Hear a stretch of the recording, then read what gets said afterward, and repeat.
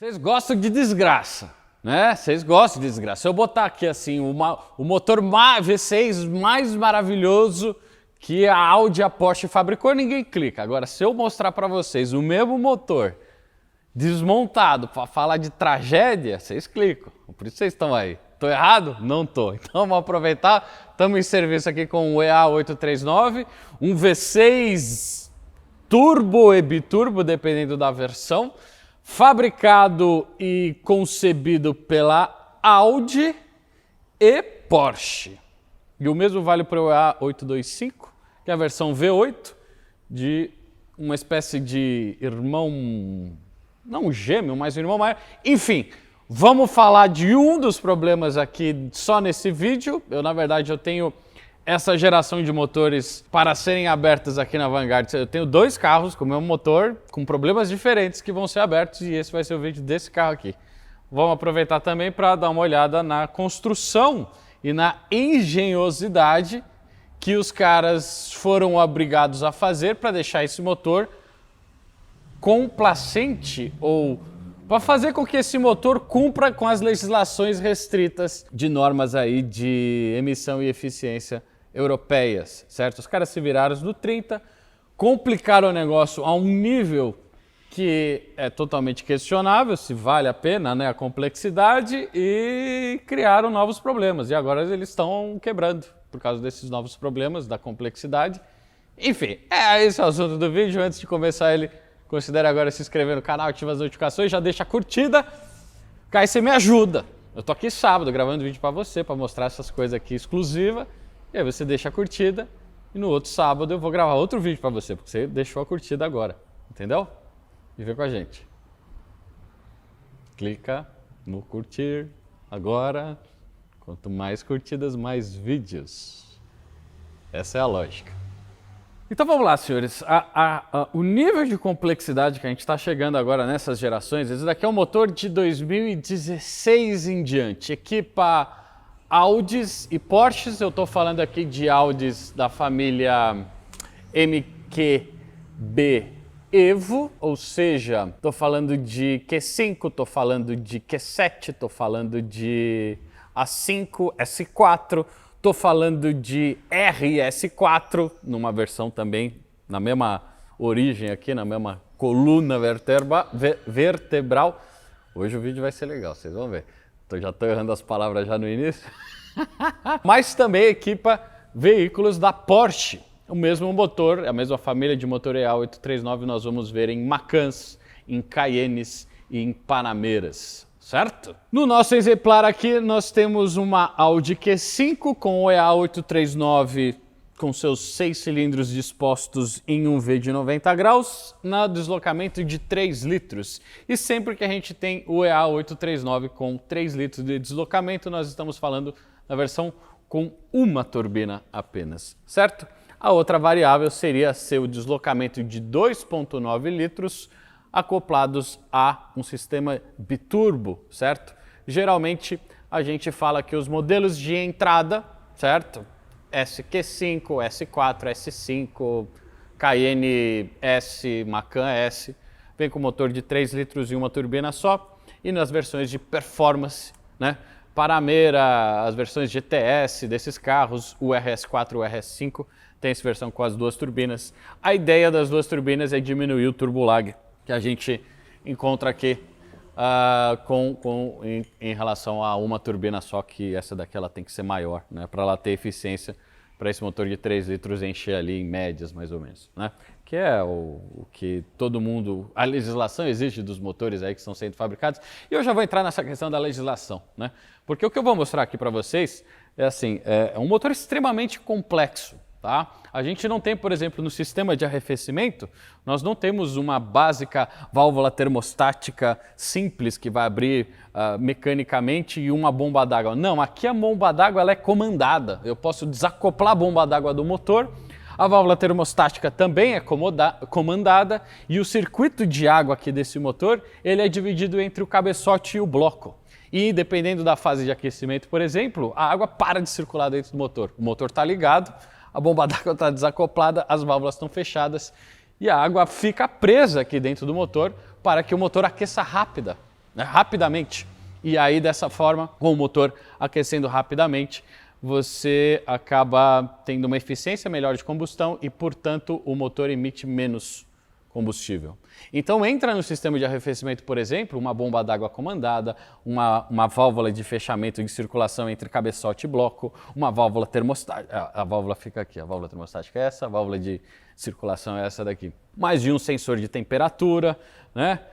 Entra uma certa complexidade aqui que era impensável se você for pensar que cada um desses componentes mais complexos são novas fontes de possíveis problemas no futuro.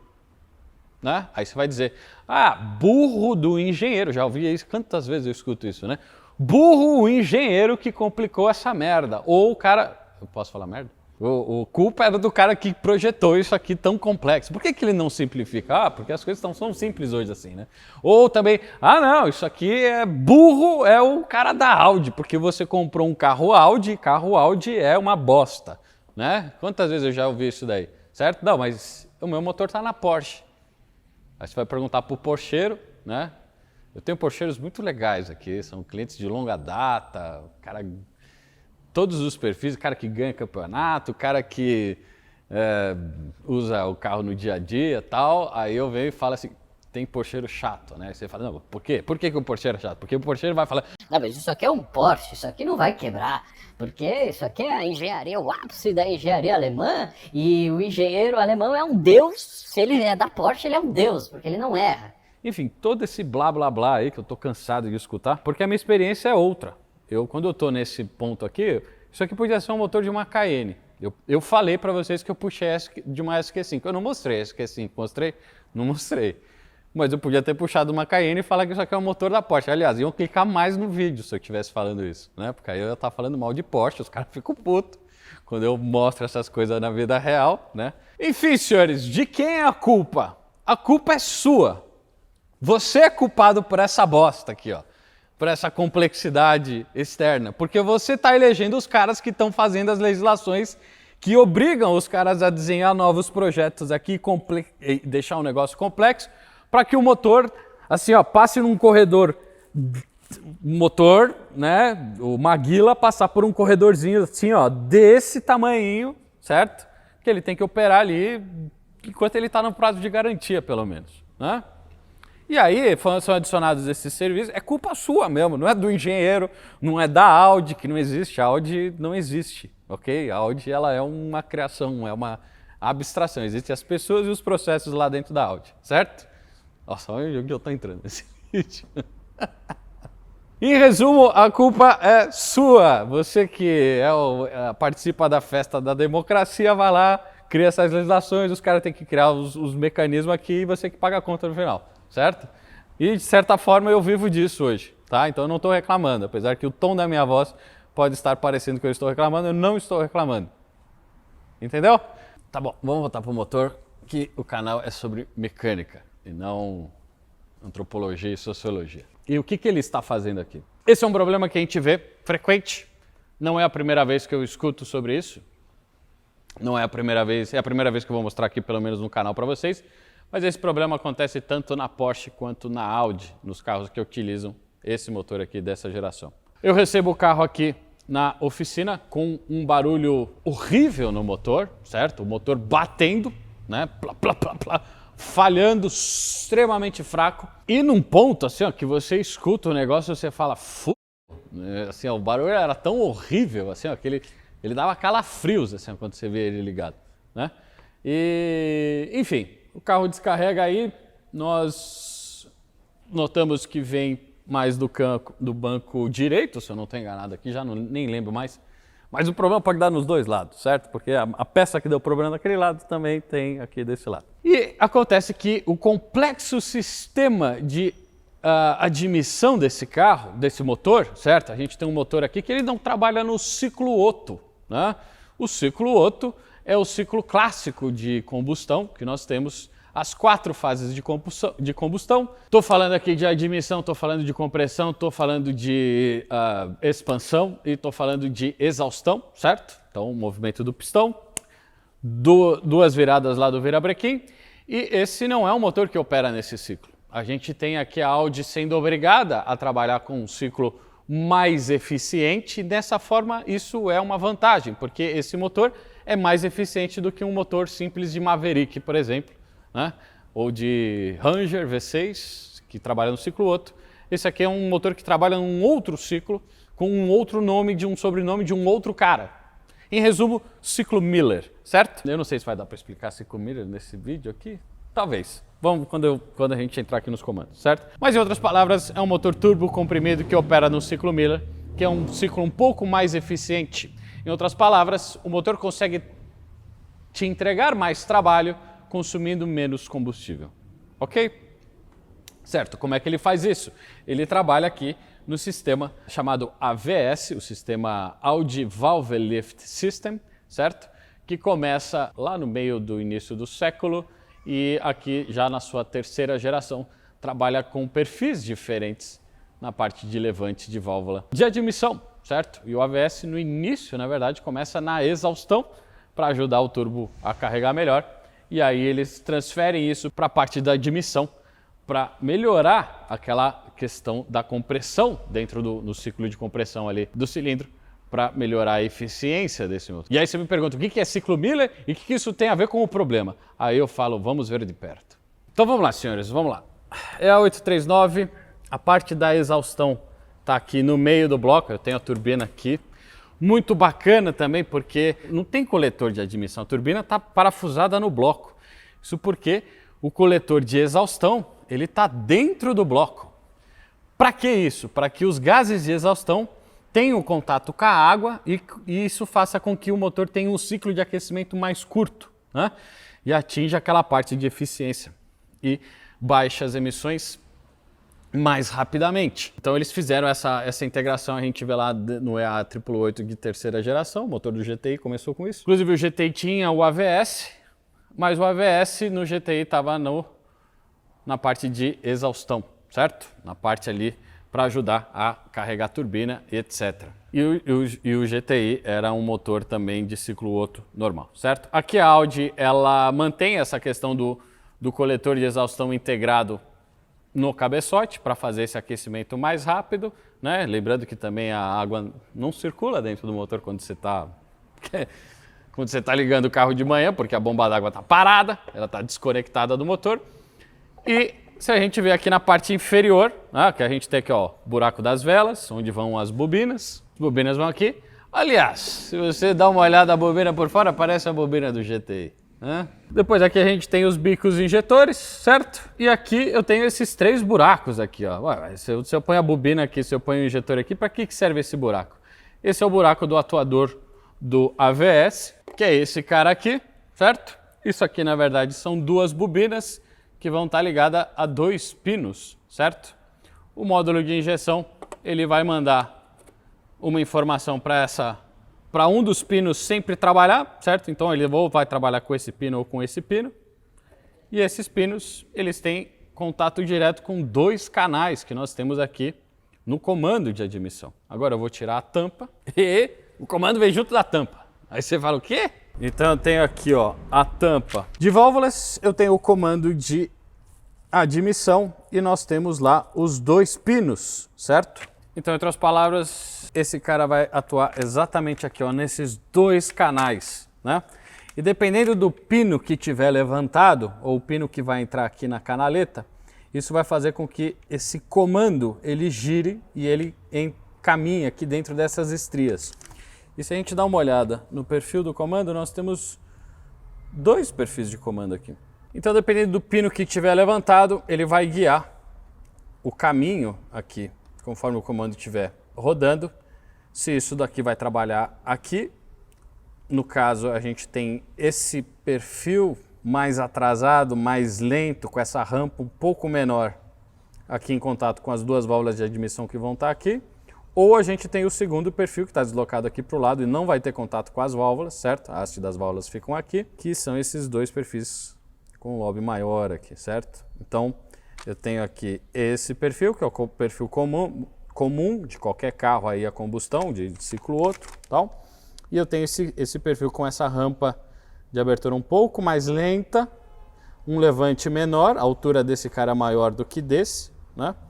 E aqui a gente tem uma rampa bem mais lenta, ele vem e fecha. Tá? Então eu tenho um perfil de comando para situações de plena carga e um perfil de comando mais atrasado, inclusive, ó, o tempo de fechamento está um pouquinho fora aqui. Tem até um ressalto aqui, ó, em relação à curva desse cara aqui, né? Que trabalha nas situações de baixa carga, certo? E isso aqui ajuda na fase que o pistão já está subindo, atrasa um pouquinho a fase de compressão e o motor trabalha com mais eficiência, porque você perde menos energia naquela fase onde a gente está fazendo a compressão dos gases, né? A válvula demora um pouquinho mais para fechar aqui nesse caso. Então esse sistema existe para fazer com que esse motor bata essas normas de eficiência e emissões, certo? Ok, aqui se a gente vê no cabeçote, já aqui no lado do cabeçote nós temos lá as duas válvulas de admissão, normal. Nós temos do outro lado da válvula um tucho hidráulico, normal. Na cabeça do tucho eu tenho um buraco. Esse buraco, na verdade, cria um jato de óleo para fazer a lubrificação do balancim, certo?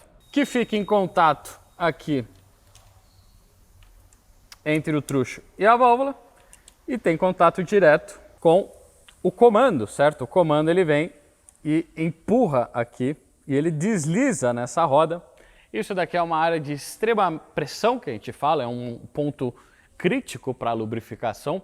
O lubrificante ele tem que desempenhar um trabalho muito específico e a fábrica se preocupou, inclusive, em criar um jato de óleo para ter uma lubrificação constante aqui nessa área, né? Então o rolete aqui ele está sempre rolando, trazendo um novo filme de óleo para quando que o comando estiver em contato com ele, né? A gente tenha o acionamento da válvula e a gente tenha pouco desgaste. Se você dar uma olhada aqui nessa região crítica, na face desse balancinho aqui enroletado, eu tenho já um desgaste, né? Está bem óbvio, um desgaste aqui na parte da pista do balancinho. Isso, na verdade, é até comum, tá? Até aqui não tem nenhuma grande novidade. Mas o problema que a gente teve desse carro foi exatamente aqui, no rolete, ou no rolamento, se você preferir. A gente teve um problema que o rolamento quebrou. Então aqui eu tenho o balancinho, nós temos lá aquele desgaste que eu tinha citado, né, na parte superficial aqui.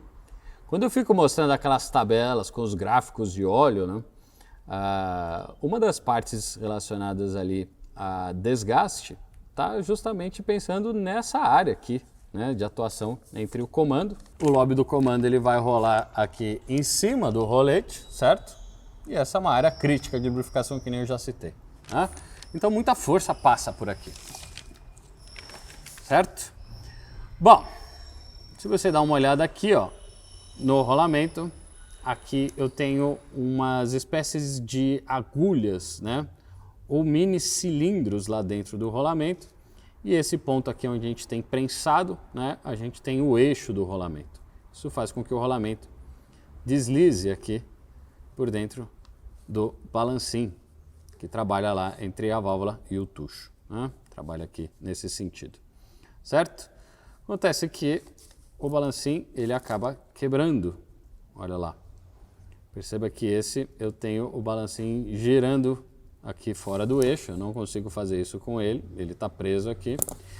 Isso porque aqueles cilindros ou as agulhas, né, já não estão mais presentes, todas as agulhas, algumas pularam porque quebrou aqui, ó. Olha lá, agora dá para ver que está faltando pelo menos uma ali, ó, né? Isso quebrou, a válvula parou de trabalhar, né? Parou de abrir, porque o acionamento já estava irregular. E aqui o motor está condenado por causa disso. É, mais ou menos. Na verdade é o seguinte, aqueles cilindros, aquelas agulhas, elas estão aqui, ó. Nessa região, aqui assim, ó, por aqui, certo? E, bom, você de fato pode vir aqui e trocar o balancinho que está quebrado, ou você pode fazer o serviço do jeito certo, que é trocar os 24 balancinhos aqui desse motor. Ah, mas Guilherme, é só um que quebrou, você está empurrando mais 23 balancinhos. As coisas que eu escuto aqui, né? Vocês percebem que esse vídeo é um vídeo de desabafo, né? O problema no balancinho está no projeto, os outros estão bons hoje, né? E aí a gente vai, monta o motor aqui, né? E acabou que eu ainda não falei daquela agulha que tá aqui, assim, ó. A agulha tá por aqui, né? Ah, e tem outra coisa também, né? Quem que fez o balancinho? Hã? Quem que fabricou o balancinho? Ó, se eu tiver aqui um símbolo da Audi, uma parcela da população brasileira que assiste esse canal vai falar, tá vendo? Era da Audi, né? Agora, se eu falar que esse balancinho aqui, quem fabricou, se eu tivesse aqui um símbolo da Porsche, aí não, aí o negócio muda, né? Porque aí vai ter uma outra parcela, assim, mais fanática, que vai falar, que absurdo, isso aí não pode ser Porsche, isso deve ser outra coisa, né? A verdade é o seguinte, ó, não tem marca nenhuma nessa bosta aqui, ó. Então, assim, ó, me diz aí, ô bonitão, qual que é você que manja das coisas, qual que é a origem do problema? Quem que é o culpado? A montadora? O fabricante? O engenheiro? Não, é você, já falei no início do ano que é você que cria essas merda aí, ó. Bom, então no geral aqui, precisa continuar a desmontagem. A orientação seria substituir os 24 balancinhos, fazer a inspeção dos comandos, para ver, principalmente naquele que trabalhou no cilindro quebrado, se a gente não consegue visualmente ver algum tipo de avaria, algum dano que pode, alguma trinca, alguma coisa que no futuro pode causar um novo problema de origem posterior a esse problema inicial. E, por fim, também nós precisamos descobrir onde é que estão as peças que pularam fora do balancinho lá. Elas estão aqui, ó. Dá para descobrir? Você tem máquina de ressonância magnética? Não dá para descobrir. Né?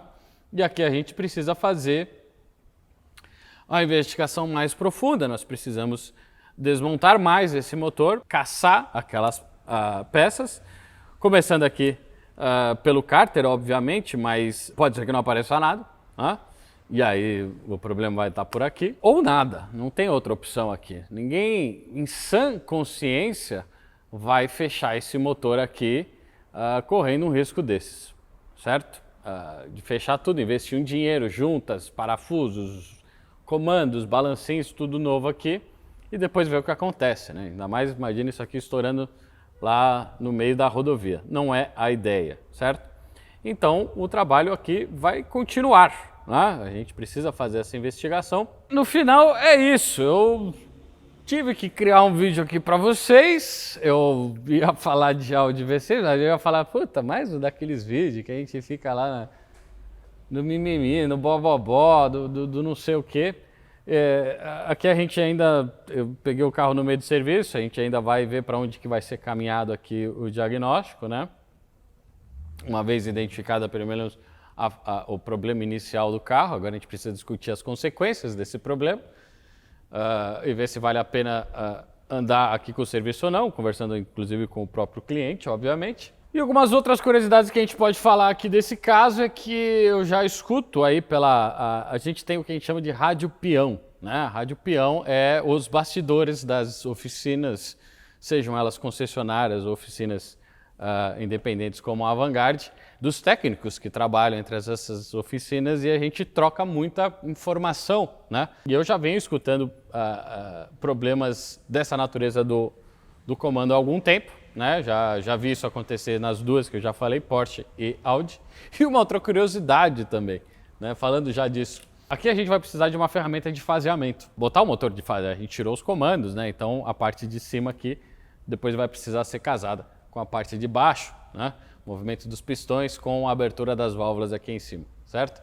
E para isso a gente precisa de uma ferramenta, né? E curiosamente, quando esses problemas aqui começaram a passar, inicialmente a gente fez aqui a forja de um motor EA825, um V8 biturbo dessa família aqui, só que no caso aí o V8 dizem que é fabricado na fábrica da Porsche. Enfim, lá usa a mesma ferramenta de ponto que a gente utiliza lá no motor fabricado pela Porsche V8, a gente vai utilizar aqui nesse V6 da Audi, né? E aí era isso, quando eu fui abrir esse motor, né, para fazer a forja, que é um projeto de performance, não era um projeto de manutenção, esses motores ainda estavam sendo vendidos no mercado, ainda carro 0 km e tal. E aí eu entrei em contato com a Audi para conseguir as informações de faseamento, de torqueamento aqui, de um motor que ainda era basicamente novo, né? Zero bala aí. E quando eles são novos, só a fábrica tem essa informação e você consulta nos catálogos lá e geralmente ela não tá. Qual que é o torque, a sequência de aperto dos parafusos de cabeçote ou como é que é feito o faseamento aqui do motor. E aí para fazer o faseamento eu tive que trazer a ferramenta, eu trouxe e curiosamente pela Rádio Peão, né, essa mesma era uma autorizada, né, me liga uns meses depois, você acabou fechando aquele motor V8 que eu passei as informações para você? Eu falei, não, fechamos. Puta, cara, você tem a ferramenta aí? Porque a gente está aqui com o motor 1V6 e é a mesma ferramenta e eu preciso fazer o faseamento. E a gente só foi ver agora na fase de montagem do motor que a gente não tinha ferramenta. Eu falei, não, porra, com certeza. Pega aí, vai ser um prazer aí te ajudar. Então é isso, esses são os bastidores aí que acontecem aí geralmente. Por acaso a gente também foi o primeiro a abrir o V8, que nem no caso da Mercedes, quando a gente abriu o V8 do M177, né, que é concorrente direto. Inclusive, no EA825 também a gente foi o primeiro a ter a ferramenta aí durante algum tempo, né? E aí os problemas começaram a surgir dessa natureza, outros carros começaram a quebrar e aí o pessoal já está lá munido com os equipamentos corretos, certo? Então vamos fazer o seguinte, eu vou terminar esse vídeo por aqui, eu sei que é um vídeo um pouco curto, foi um vídeo mais de desabafo, vou mostrar o outro talvez, porque o outro a gente com certeza vai ter que abrir mais coisas e tal. Esse aqui ainda está em fase de diagnóstico para ver o que a gente vai fazer. Tomara que a gente encontra o que está sobrando lá no cárter, a gente não tem que desmontar mais coisa. Essa é uma ideia aqui para ser explorada. No outro a gente já vai ter que abrir. E aí eu falo um pouquinho mais da estrutura desse motor EA839 nesse outro vídeo, quando a gente abrir. É um vídeo interessante porque eles voltaram, apesar de a gente ter coisas novas aqui no arrefecimento, eles voltaram com tecnologias antigas, por exemplo, na questão do bloco, né? Lá o bloco a gente volta com uma camisa de aço, reparável, que era uma coisa que estava dado como certa, né? Todos esses motores europeus, eles não eram mais retificáveis por causa da utilização do alucil lá no material do bloco. Agora isso voltou para trás, né? Então, assim, no final, eu acho que é essa a ideia desse vídeo meio louco que eu estou fazendo aqui para vocês agora, é que, olha, não é uma questão de marca, não é o argumento do engenheiro, não é o argumento de quanto custa o carro, né? Não, imagina, eu gastei aqui um monte de reais desse carro e, portanto, ele não deveria quebrar desse jeito. Outro argumento também que eu escuto aqui, que não tem nada a ver com a realidade, é só você pensar no custo hoje de um foguete da NASA, né?